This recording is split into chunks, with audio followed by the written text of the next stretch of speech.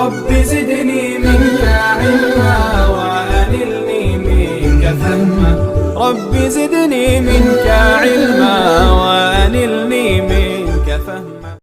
تو ذرا منصب مل گیا یا علم آ گیا یا اقتدار حاصل ہوا یا اولاد کی کثرت ہوئی یا کسی بظاہر اونچی سمجھی جانے والی برادری سے تعلق ہوا تو ہم سمجھ رہے ہیں کہ ہم سب سے اونچے ہیں، دوسرے نیچے ہیں. قرآن ان ساری بنیادوں کو غلط قرار دیتا ہے اور بتاتا ہے کہ تم سب ایک ماں باپ کی اولاد ہو، اپنے آپ میں رہو، علم پر غرور نہ کرو، مال پر غرور نہ کرو، منصب پر غرور نہ کرو، اپنے آپ کو دوسروں سے بڑا نہ سمجھو، ذات برادری کے جھگڑے برپا نہ کرو. حضور صلی اللہ علیہ وسلم نے اس سے سخت نفرت کا اظہار کیا کہ لوگ علاقائیت یا عصبیت اپنے اندر پیدا کریں. سخت ترین نفرت کا اظہار کیا. آپ نے ایک موقع پر جو بہت ہی سنگین وقت تھا، وقت ہوتا تو میں تفصیل سناتا، ایک سنگین موقع پر صحابہ سے کہا کہ تم نے یہ جو علاقائیت کی بات کی ہے، قومیت کی بات کی ہے، یہ تو بہت ہی بدبودار فتنہ ہے، بدبودار فتنہ ہے.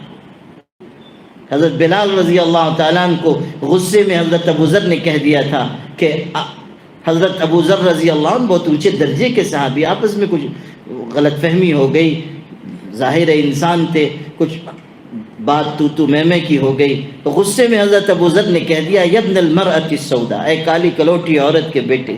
ان کے کالے رنگ پر طنز کیا، ان کو بہت برا لگا.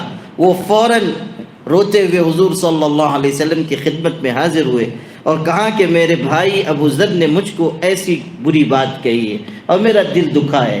حضور صلی اللہ علیہ وسلم ناراض ہوئے، فرمایا ابو ذر کو حاضر کرو. اتنے میں وہ آئے، وہ بھی تو صحابی رسول تھے، غلطی کا احساس تھا، آئے اور کہا کہ مجھ سے غلطی ہو گئی ہے، معاف کر دیا جائے. تب بھی حضور صلی اللہ علیہ وسلم نے سخت جملہ ارشاد فرمایا انک امرؤ فیک جاہلیہ، فرمایا ابو ذر تجھ میں جاہلیت کے اثرات باقی، تجھ میں جاہلیت کے اثرات باقی. ایسا سخت جملہ ارشاد فرمایا، اس لیے کہ اسلام تفریق مٹانے کے لیے آیا ہے، اسلام جھگڑے مٹانے کے لیے آیا ہے، اسلام لوگوں کو ایک دوسرے سے قریب کرنے کے لیے آیا ہے. آج مسلمانوں میں بھی ذات برادری کے مسئلے پیدا ہو گئے. ہم فلاں برادری کے ہیں، فلاں برادری کے ہیں، یہ چھوٹی برادری کے ہیں، ہم بڑی برادری کے ہیں، ہم یہ پیشہ کرتے ہیں، یہ فلاں پیشہ کرتے ہیں. یہ سب بنیادیں مسلمانوں کے لیے نہیں ہیں. اور اگر کوئی مسلمان ان بنیادوں پر جھگڑتا ہے تو وہ اللہ تعالیٰ کے بنائے ہوئے قانون کی خلاف ورزی کرتا ہے، وہ اسلام کے عالمگیر پیغام کو اپنے قدموں تلے روند رہا ہے، اور قیامت کے دن اس کو اس کی سخت سزا جھیلنی پڑے گی. جو فتنے برپا کرے گا، جو عصبیت پیدا کرے گا، جو قومیت کی طرف بلائے گا، جو رنگ یا نسل کی بنیاد پر گفتگو کرے گا، اللہ تعالیٰ کے ہاں مجرم ہوگا.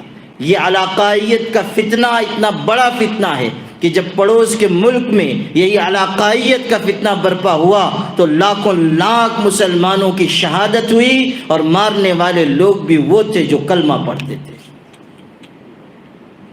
زبان کی بنیاد پر، علاقائیت کی بنیاد پر خون کی ندیاں بہا دی گئیں. لاکھوں لاکھ مسلمان شہید ہوئے ہیں، لاکھوں لاکھ مسلمان. اسی لیے قرآن کہہ رہا ہے وَاذْكُرُوا نِعْمَةَ اللَّهِ عَلَيْكُمْ إِذْ كُنْتُمْ أَعْدَاءً فَأَلَّفَ بَيْنَ قُلُوبِكُمْ فَأَصْبَحْتُمْ بِنِعْمَتِهِ إِخْوَانًا. ایک دوسرے سے قریب کرنے کی بات کہی جا رہی ہے، اللہ کا احسان یاد دلایا جا رہا ہے، اور نصیحت کی جا رہی ہے کہ اللہ کی رسی کو مضبوطی سے تھامو، تفرقے میں مت پڑو، انتشار میں مت پڑو. تو جھگڑے مٹانے کے لیے اللہ تعالیٰ نے قرآن مجید کی یہ آیتیں اتاری اور لوگوں کو قریب کیا. وَاعْتَصِمُوا بِحَبْلِ اللَّهِ جَمِيعًا وَلَا تَفَرَّقُوا. اللہ کی رسی کو مضبوطی سے تھام لو اور ادھر ادھر نہ جاؤ، پگڈنڈیوں پہ نہ جاؤ، دائیں بائیں نہ جاؤ. وَأَنَّ هَذَا صِرَاطِي مُسْتَقِيمًا فَاتَّبِعُوهُ وَلَا تَتَّبِعُوا السُّبُلَ فَتَفَرَّقَ بِكُمْ عَنْ سَبِيلِهِ.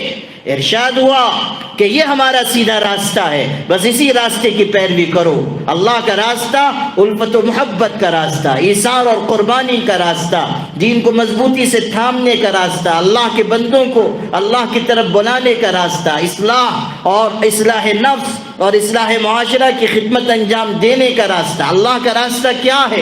حیا کا، پاک دامنی کا۔ اللہ تعالیٰ کا راستہ کیا ہے؟ سلامتی کا۔ اللہ کا راستہ کیا ہے؟ شرافت اور اخلاق اور مروت کا راستہ۔ واللہ یدعو الی دار السلام، اللہ تعالیٰ سلامتی کے گھر کی طرف بلاتا ہے۔ شیطان کی دعوت الگ، رحمان کی دعوت الگ۔